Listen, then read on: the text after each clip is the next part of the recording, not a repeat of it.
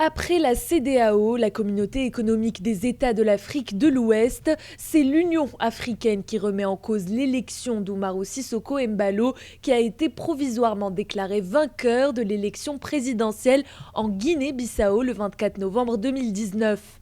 Alors que l'homme s'apprêtait à assister à la 33e session ordinaire de la conférence des chefs d'État et de gouvernement de l'Union africaine, prévue les 9 et 10 février à Addis Abeba, capitale éthiopienne, c'est un véritable retournement de situation qu'il vient de subir de la part de l'organisation continentale. La commission de l'Union africaine, saisie par la mission permanente de la Guinée-Bissau auprès de l'UA, vient en effet d'annuler l'invitation précédemment adressée à Umaro Sissoco Embalo.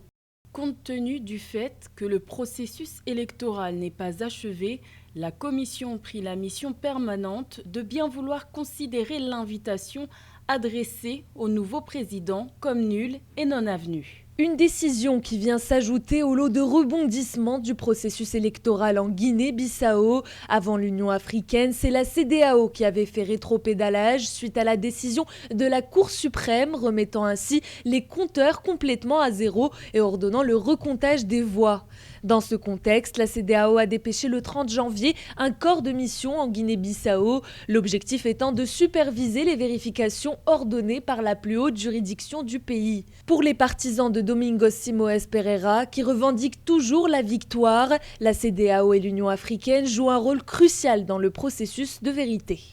Ce que Pereira peut attendre de la CEDEAO et de l'Union africaine, c'est précisément la mission que les ministres des Affaires étrangères du Niger, de la Guinée ou alors le président de la Commission sont venus faire, c'est-à-dire jouer des arbitres impartiaux d'un contentieux qui concerne deux acteurs politiques d'un pays africain pour que justement leur position neutre assure une objectivité totale et conduise dans le meilleur des cas à ce que l'adversaire, en tout cas le perdant, accepte le résultat final. Pour rappel, le candidat du MADEM G15 avait été déclaré vainqueur par la Commission nationale des élections avec 53,55% des suffrages contre 46,45% pour le candidat du PAIGC, Domingos Simões Pereira. La procédure de vérification ordonnée par la Cour suprême le 24 janvier se poursuit sous la supervision de la CEDEAO et devrait prendre fin au plus tard le 7 février.